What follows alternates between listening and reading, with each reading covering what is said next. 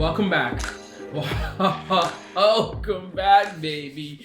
Episode 5, Lisa. We're in the fifth episode. We are in the 5th episode, guys. Welcome back. Quarter Life Crisis. Once again, we'll reintroduce ourselves. I am Lisandro Lopez. Puerto Rican my pecan, host baby. over here. Dark chocolate, aka caramel, aka 72% dark cocoa, baby. Dolapo. Dolapo on Instagram. It'll be on there somewhere. But we're here again with the lovely Sherese Nicole. Sherese Nicole. You've got a health lot of blogger, socials. health and lifestyle. Yeah, you were in blogger. episode 4 with us. We talked about health. My favorite subject. Yes, because you're healthy, you're fit, you're beautiful, you're radiant. We want to know we need to know how to be like you. Yeah? Okay. Okay, beautiful. But with this episode, we're talking about something a little bit spicy. What are we talking about? We're talking about how it is for a girl. Why are you laughing so much? Huh? Because you're so good at this and so theatric. All right. But we're just talking about how it is, how it was for you living in the city, clubbing in the city. Okay. All the boys you meet at the clubs, all the boys maybe in your DMs, and clubbing around the world. I've been clubbing around the world. You've been clubbing around the world. Yeah. You've definitely been clubbing around the world. And an experience that a guy has is different from what a girl has. We want to know the juicy details. Not too juicy, but juicy enough. Hey, welcome, episode 5. So let's start. Sherese, how has it been for you? And I'm like private. Like I don't really be like sharing details. Yeah. But how is dating for me? If you were to ask me, pretty dry, to be honest. Ooh. And It's a desert out there for you? Is that what you're saying? You know what? Okay, because there's so many factors of what makes it that way. Am I going out every weekend? Not really. I mean, it's winter, so I hibernate. I'm different. Yeah. So I expect to be out there a lot more in the summer, and then I'll have juicier details for you. Okay. But how it's been in my life, my 20s? Yeah, your 20s. So let's start with the 20s. He and I went over our university time. Yeah. Going to bars versus clubs, stuff like that. And I think it was episode 3 or so, or 4. Or no, 2. So we talked about that. And for you, when you went to university, was it York University? I was a commuter student. So you did you get a lot of chances to go out, or were you? No. So not literally a lot of class left. That's it. Really, that's sad. So no university fun. You weren't downtown because York is in the middle of nowhere. God, feel sorry for you. After graduating university, then would you say, let's say the first 3 years from graduation, 3 years in, did you find that you clubbed a lot? I did. I was like, okay, because I was never an early clubber. I never did that around my 19, 20-year age. So I did that more so in my mid-20s. Because you had to catch up. I had to catch up. Yeah. But naturally, I'm not a very party person, but my experiences clubbing and in the city.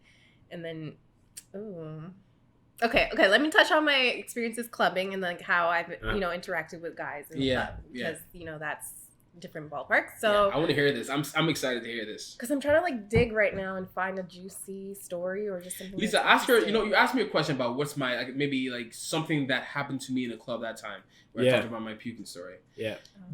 I know you got a question for her. Yeah. So Sherese, I feel like there's got to be a specific story where you remember where you were either the most drunk, or you feel like maybe the guy said a sort of thing that shook you on a certain level.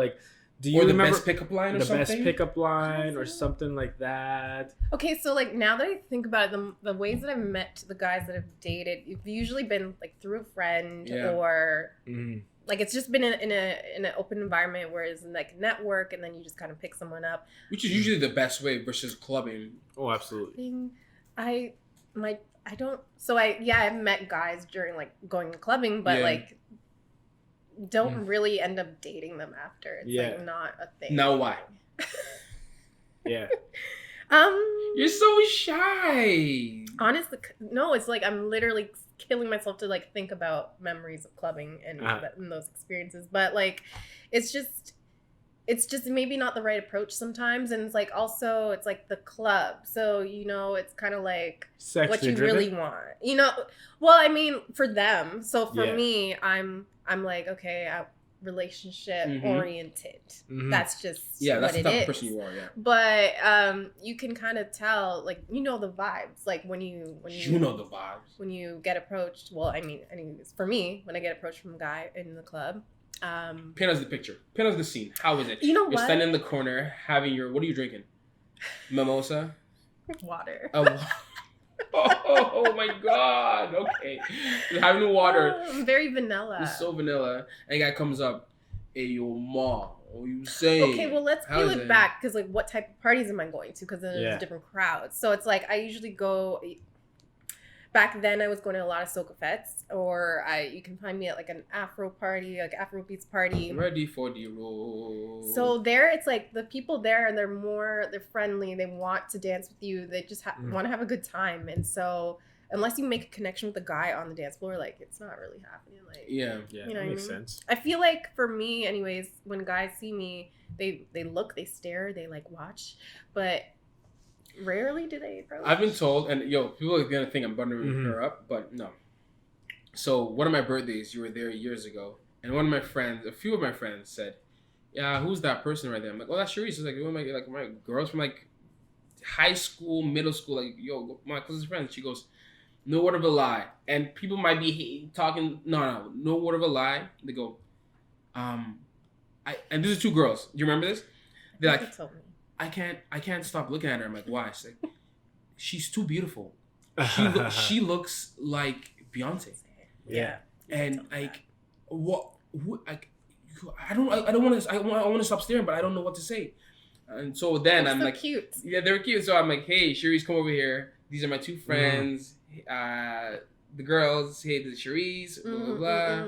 Right? So you think that's how it is with guys? Like, if two girls can be enamored by you, you think guy in the club looking at you be like, damn, man.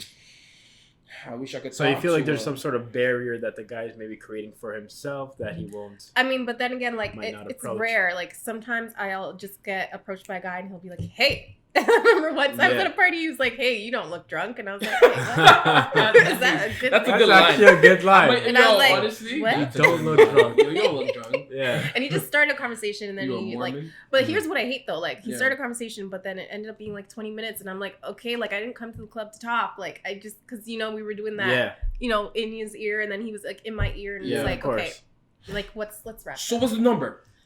I'm so animated. Sorry guys. So when I was younger, going out, trying to talk to girls, I always thought that a good conversation is maybe 3 to 5 minutes, or short. Hey, let me get your number. You say something memorable, and then boom, you're off. Yeah, that's it. So you don't ask for the number? No. After you say something memorable, you're able to get that number, and then you're off. And then maybe talk to another girl, or maybe if I see you around again in the club, then we can continue this conversation. But it's a coming and going where we remember each other, and it's not a 20 minutes of conversation that just like there's no dancing, there's no not that there's no fun. It's just it's awkward. It's awkward. Yeah. So is that you're saying that you'd also rather have that short time? Like, and I know it sounded like, what have you found for you in the So clubs? What I found for myself, for instance, is if I'm in the club, I see a girl that, that I might be vibing with or whatever it is, like always, like you're at the club, there's music around, keep the talking to a minimal. Small talk here and there, introduce yourself and stuff like that. You ask, hey, let's dance or whatever. Yeah.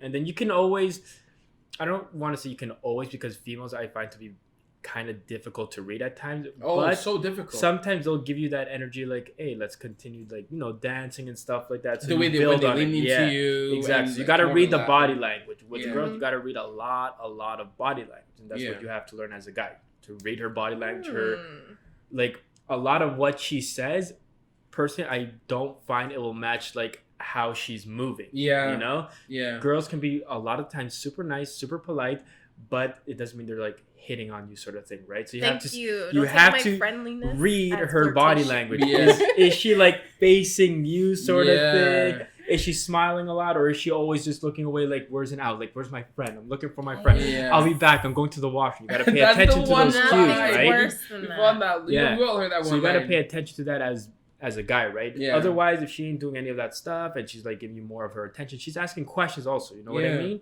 Even though you're at the club, if she asks you questions and stuff like that, that's always a positive. So of course you build on that, you dance, you drink, and then eventually you always want to get that number, right?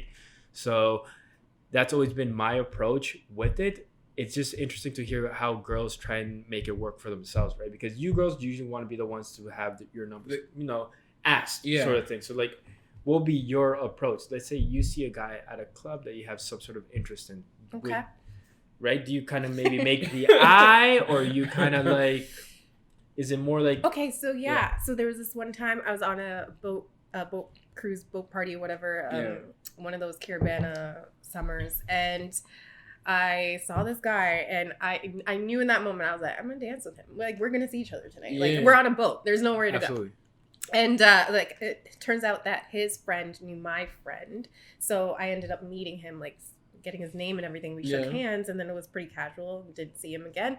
And then towards the later in the night, I went out to like the deck part, the outside part, and kind of made my way over there. I saw him there at the bar, and then I just kind of made myself available in that area, that vicinity, so that he'd know I'd be there, so he knows to pull me in for dance. And then and that's exactly what happened, honestly. Proximity. Like, honestly, that's what I call proximity. Okay. And I kind of had to make it obvious, be like, so I think for the man that's what do I want to say, that's socially aware enough or conscious enough, he'll pay attention to proximity. That's one of the things I always paid attention to when I was out in the club, whatever like that. Is proximity. See what girl's around, see which is the one making eye contact, see which is the one that might be coming closer or is trying to be in my line of vision.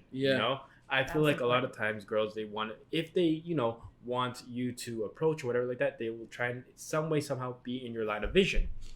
So it's interesting you say that, because like, it's just something I would do myself. I'm not sure how you find other men do it. Were they able to pick up on it, or did you find it to be a struggle? So this guy did. He picked up on it. We danced.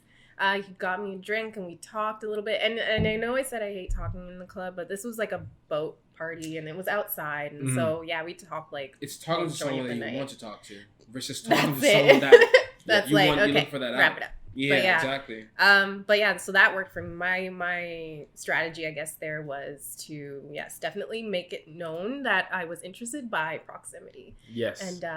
And then obviously by like going in for the kill and like just dancing and making sure no other girls knew to dance with. Did he give you a kiss? No kiss on the cheek? No. So you said he bought you a drink. Would you say that the drink as a guy, and I honestly I'm against this.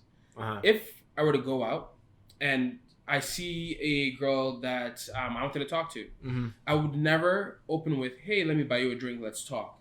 I'd always say something about her or just something random that would make her reply and just have the conversation. And if we were there, I was thirsty, if the conversation was good and I was thirsty, I wanted a drink, I'll get my drink, but I'd ask her, hey, would you like one too? It is not because I want her to stay. It's just because I think it's rude for me to just buy my own drink and that is not just get her one. But really and truly, I wouldn't just say, hey, let me, like, you want a drink? And I think a lot of guys have that misconception that, hey, let me get this girl a drink. And she'll stay away from me. That's like the green card or the, like that doesn't promise you anything. I've been offered drinks before and I was like, okay. And then I made sure I never saw him for the rest of it. I mean, that was early. That was young Sherese. But it happens. I've seen some people, like when we were traveling, we'll talk about like clubbing outside of the city as well. Outside of the country. A few of my friends were in Germany and they were like, hey, we're trying to finesse so many guys for as many drinks as we can tonight. Some girls have that goal. Absolutely. It is a game. Some girls have that free drinks, man. It's called bottle rats. It's called bottle rats. Well, that's a term for it because that's something I notice when I go to clubs now. I'm just more like aware of what's going on. So like I'll see these booths popping with all the bottles going to them and then all the girls flowing to the light, like literally the light is coming over and they're like moths going towards the light. Literally, and that's what they do. They get their drink and then that's it. Bye. Thanks. Really? I haven't done it. No, I have seen it done as well. Yeah, it's a thing. No, it's not. Oh my goodness. Okay, so after university and going into our later 20s, have you found that clubbing has changed for you? Definitely. And in what way? Clubbing. So, I mean, like, I always go to clubs just to have fun, party, be with girls. Clubbing now, it depends. I have to go to the right place. I have to scope out the right place because it could be a young crowd. And then if it is, it's like they're just all over the place. And then, God, you know what I mean? So I have sloppy, hitting you, spilling drinks on you. The worst. I got to make sure I go to a good place, good DJs, good vibe, good people that I brought out. And yeah, I mean, so it's changed for me now that I don't really go to clubs as much anymore. I'm more of like a smaller crowd type of thing. Yeah. I still like dancing and drinks and all that, but like it's just got to be a little low key. That's the difference. I guess that's like a part of getting older. Okay, absolutely. So, all right, Lisandro asked me a question. My infamous or the craziest thing that's happened to me at a club. Yeah. And I think I've already mentioned this. This was on the second episode of it. Yes. I already talked about puking. I don't think you saw that. Well, you got to watch the episode 2, QLC podcast. It was one of my birthday and another time when I was with some other friends. Okay. Yeah. So, has anything at that level happened to you, or has something really stood out to you other than the other guy that like danced with you on the boat? What has happened in a club that you want to share? Because I know you told me some stories, and you know we still trying to keep this not too crazy. You've told me some stories when you were in Miami. Okay. When you were in Vegas. Yeah. You told me, you there were some people. Yeah. What happens in Vegas stays on this podcast. Exactly. Vegas. There were some famous people. That was Miami. That was Miami. Miami was fun. Okay. Would you like to share? Sure. I mean, just a little. Just on. Also, I would like to know, because like obviously we're here in Toronto. Your clubbing experience has been mainly here, but you've also been to the States, and you're about to share with us being in Miami. Yeah. I want to know the difference between what you see clubbing here in Toronto versus Miami. Yeah. Specifically with the men, because I've heard stories of, in terms of culture and people, how men can approach girls differently. So go on ahead. Let me know what you think of what it's like to club in Miami. Well, clubbing in the States, I think I'll just say the States because the men there are just different. Like, it's to them, clubbing, it's their goal. It's their goal to make sure they get the girls by buying them drinks. But sometimes it's like they don't even care about you. That's their thing. They want to stunt in the club, and they'll do that by buying you drinks. Yeah. Getting all the most expensive bottles. Do you find them to be much more aggressive? More straightforward. Like, they're not shy. They're not gonna like sit and stare at you the whole night. They'll come up to you, they'll approach you with confidence and ask you if you want a drink, like all in one. And it's like I find that Toronto men, it's like am I allowed to get a drink? Because like I've heard guys just don't want to buy girls drinks. Like I honestly, again, I'll point to me. I don't want to buy a girl a drink because I know, or I can assume that like it's the drink is not them. It's not what's keeping you there. Me spending money is not what's keeping you there. It's me being witty, me being funny, us sharing something on this level where, she's done this, I have done this, or he's done this, I've done this. Oh, this is a good conversation. Joking. I find a lot of jokes. And maybe, I don't know, they call it negging or whatever. This is back in the day talking about, the pickup artist stuff. But that was a big thing back in the day. Let's say we talk about your pics, your ponytails and your braids, ask you, excuse me, how long did it take you to put that hair on today? Or I don't like, just something that will make you want to reply, whether angrily or not, because I can always come back from that. I don't like just going out and buying a drink for a girl just to keep her entertained or just to keep her talking to me, because I think, again, someone said it here, if you buy a girl a drink and you're weird, like the girl's gonna take the drink and go. Like that gif of Homer Simpson. Yeah, exactly. Yeah. Whereas me, the way I see it is, we having a good conversation? Are we vibing? Is the eye contact there? If I see you turn around, it's like, okay, I'm not gonna buy this girl a drink. We'll just keep talking. Like, listen, I gotta go meet my friends. Let me buy myself a drink. Bye, have a good night, leave. And then if I do see that there's conversation there, the body language is there, we're getting closer. As I let's say touch you or like you touch it's the vibes there. Hey, let me get you a drink. What are you drinking? Boom, boom, boom. I think that's a much better way of talking to a girl in the club, in a bar, wherever it may be. Not a library, but in a club or a bar. And keeping that flame, keeping that attention going. I that's how I see it. I know that would be the smart thing to do. I think that makes more sense because like you said, like a girl can just take the drink and be like, all right, bye. Yeah, but like with Toronto, like I feel like because I was saying like I feel like I've heard a guy say in Toronto like that he just doesn't buy girls drinks, and it's like, why are you so cheap? Like why are you so like?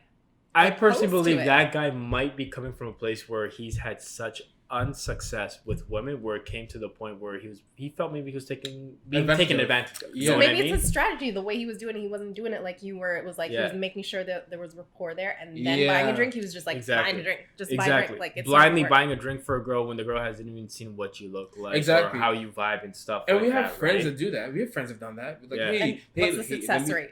Nothing. Nothing. Yeah. You know what? I think years ago, you and I were out, and I made it a thing to ask for a drink. I go, so crazy. I go up to like we're talking to a girl. I'm just like, I want to change something. I think the social dynamic here is crazy, where a man has to buy a woman a drink, and it's just unfair, and the equality is not there. I like a drink from you. I think it only happened. I was there for one of them. I witnessed it, and she bought me a drink. Yeah, she actually stuck around, had a conversation, whatever. Like that. I don't think she minded because she was gonna stick around anyways. And just like have that conversation. So you didn't come from a place of like you're threatening or demanding and stuff like that. So I don't know. I wouldn't be able to tell you because I've never tried it, but you've been there. You've been in that situation, whatever like that, where it's been successful for you. And I would say like, why not? As a guy, shoot your shot with a girl if you're vibing her, whatever like that. Come from that angle and be like. I was joking too. Like I don't know. I again, humor to me will lead you a lot of places. Exactly. You gotta come with a humorous, very place. Funny, laughing. Like hey, come on, whatever. And it went out there, and it wasn't like we got the number and moved on. It became this conversation and this fun conversation. After I got the drink, and we took pictures. It was really a fun night, right? And I think it happened again in another club. And honestly, some girls don't mind. I think there are people that just also have that alpha. Sorry, I say alpha. Well, actually, the word alpha mentality. The women and men, and women that have that alpha mentality wouldn't mind either going up to a guy or approaching a guy. Could be, getting a guy a drink. I was gonna ask you that, like, how would you feel if you got a drink from a girl? But obviously, you'd like. I love it. I love it. I can only recall if I were out here looking for girls to buy me drinks, for sure. I think a lot of guys would. I think. Okay. I think no. Obviously, like, it doesn't matter the gender, or whatever, like that. I think human beings would like that being offered. You know what I mean? Yeah. So. As guys, if a girl did that, it's kind of like, okay, let me see what this girl's about. Obviously, for us guys, it's going to be like, now we're more intrigued. This is something that is out of the norm. Completely out of the norm, right? Even if it's a girl you might not find particularly attractive, be like, all right, why? Like, I want to know why. What brought you to do this sort of thing? Whatever, like that. You stick out as a sore thumb in front of. Not even sore thumb. You just stick out. You're like, oh, this chick's cool. Stick out, Like, she's all right. Why? And then you want to have this conversation of like, you want to buy me this drink, and even if it doesn't go there, then you just continue, and then now you're like, hey, let me get you a drink. It might be smart too on the girls' plates, like let me sacrifice my $10 to get you a drink, and then I know you're gonna spend $30 on me if I stick around. I can't recall one time that ever happened, and I think is when you kind of pawned this girl off to me because you had a girlfriend at the time. I was single. I was somewhat talking to this girl. It was a New Year's party. Oh yes, I remember this. And you had your girlfriend at the time, and I was somewhat talking to this one other girl. It was a New Year's party at a club. Yeah. And you were at the bar. You were talking to this, very beautiful. I think she must have been some sort of Brazilian girl. Yeah. You were talking to her, whatever. You didn't want to escalate any sort of problems, stuff like that. You said, you called me over, like, oh, by the way, meet so-and-so, sort of thing. That's all I remember. You meet so-and-so. His name's Lisandro, speaks Spanish. Me and her started talking and stuff like that. She's like, oh, let me buy you a drink, blah, blah, blah. She did, eh? Yeah, she did. She ended up doing that. I don't know. Because I was really... Sorry to cut you off. Yeah. I was really drunk and I'm just like, this girl's talking to me. She's really pretty, but I have a girlfriend. Yeah. I'm a better man. Single man, Lisandro. Hey, yo, my friend, Lisandro, yo, come over here, come meet this person. Yeah. So and I walked away. Okay. Now, part of me felt bad because I took the drink and I entertained her for a little bit, but at the end of the night, I ended up leaving her. You're like that girl. Because I was at the moment, I wasn't talking to the girl at least, right? So it's kind of like set in stone, like this is going to be my New Year's girl sort of thing, right? Getting a drink is a nice gesture, but it's not a guarantee that you're getting exactly anything. I think that's what we learned from this topic. Yes, it's not a guarantee. We can go in circles, but it's a nice gesture, and what I've noticed is with Americans, they'll do it. They'll just no questions asked, no hesitation. In Toronto, no, they're rude. You guys, they're rude. You see me here thirsty? It's true. It really, and a lot of girls can attest to that. So what if they offered you water? Yeah, that'd be better than nothing. Yo, you know what? You know what you do? You say, hey, bartender, hey, you want a water? Tell me, want a vodka? Yeah. It's like, hey, water with ice and just a lemon in there. Yo, oh my god. You'd be like, yo, Sherese is acting thirsty. Get a glass of water, please.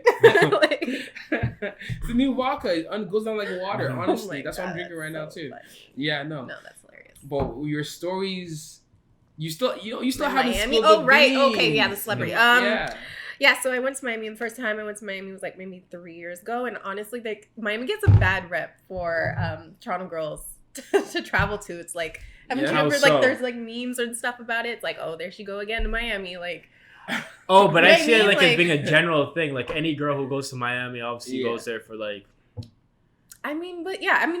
it's a nice travel destination. But anyway, so the first time I went, no expectations, didn't know what to think of it. I was just going for the experience. And what happened? I ended up meeting this promoter who did like me. I met him at a rooftop party. Yeah. Mm-hmm. And it turns out that he also is the promoter for Live, which is a big party on Sunday nights. It's usually where all the rappers are, or there's some performance that happens.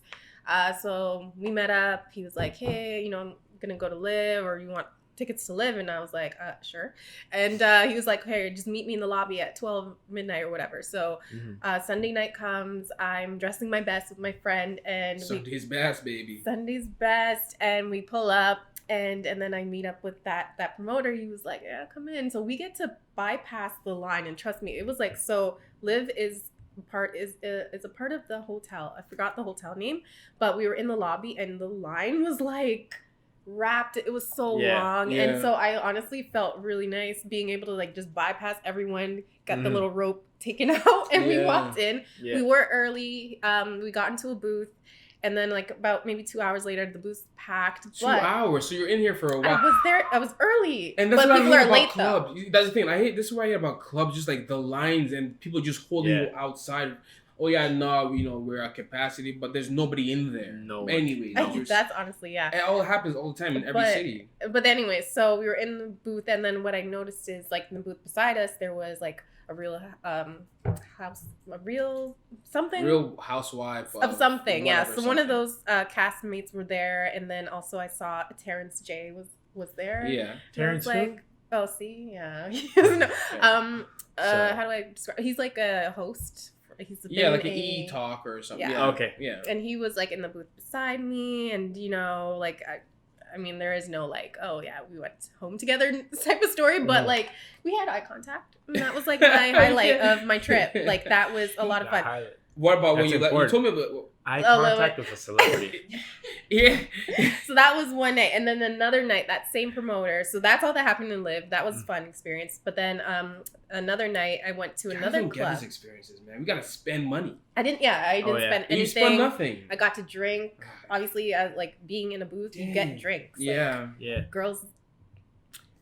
I hate to say it, but pretty girls And I'm not even trying to say like I'm pretty, but like no, that's the truth of it. You know, that's pretty, the whole but club industry, industry, the whole club it's culture, kind of shallow and whatever. But that same promoter, the one that likes me, mind you, he's like, hey, there's another party going on. You want to go? And I was like, well, yeah. And then he was like, okay, come to this party. So I go, same deal, get it in for free, get to the booth, get these drinks from this guy in the booth who we don't know, but he's giving us drinks. And we're like, yeah, that Henny, that da-da-da. And then Lil Wayne is at this club. So, you know, the same promoter guy, he was like, hey, want to go to the DJ booth? And I was like, sure. Like, I'm saying yes to everything. Like, yes. When you're in Miami, yes. We were like in the DJ booth and it was cool. Like I had Snapchat at that time. I was like snapping. And then like Lil Wayne was like right just there in front of the DJ booth. And did you find out? Did you go? I did, because that's what I do, though. Why? Oh, yeah? I just do that. Like, I'm not used to seeing celebs. Like, I am the type so you got starstruck.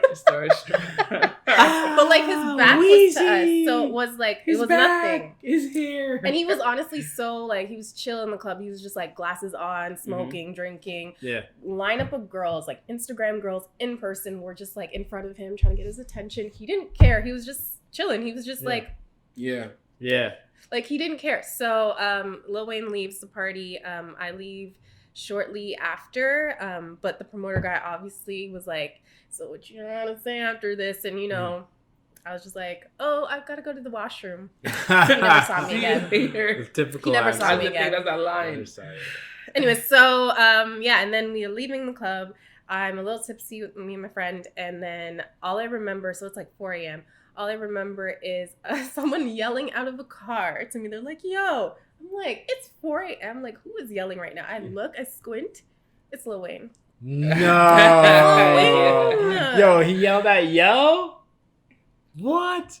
All I see is his grills. He's like, I'm like. So he's being driven by like his driver's chauffeur or whatever. Someone's driving a nice car. He's in the back seat. He's like, yo, he's calling out to me. And then what do I do? What'd you do? I scream. What'd you scream? Because I was like tipsy, right? So I was like, oh my God, Lil Wayne. Like it was so embarrassing. Yeah. Now that I think about it, and now that I replay it, I'm like, wait, why didn't I go up to the car? But like, that's just not natural to me to do. Of course. Yeah. So. You get nervous. So when you scream, what do you do? He's just like, what's wrong with this girl? And then after I was like, oh my God, can I get a picture? He's like, no. And then I was like, okay.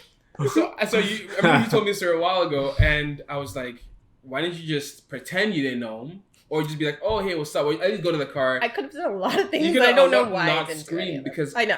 And honestly, I think with famous people and people that get all that attention, if they call you and they see that you're also going to just be starstricken, they're turned off by it. I know. Right? You want people that are just normal around you, that just aren't be like, hey, like, so I love your album, and I love this. The Carter 3 was the best.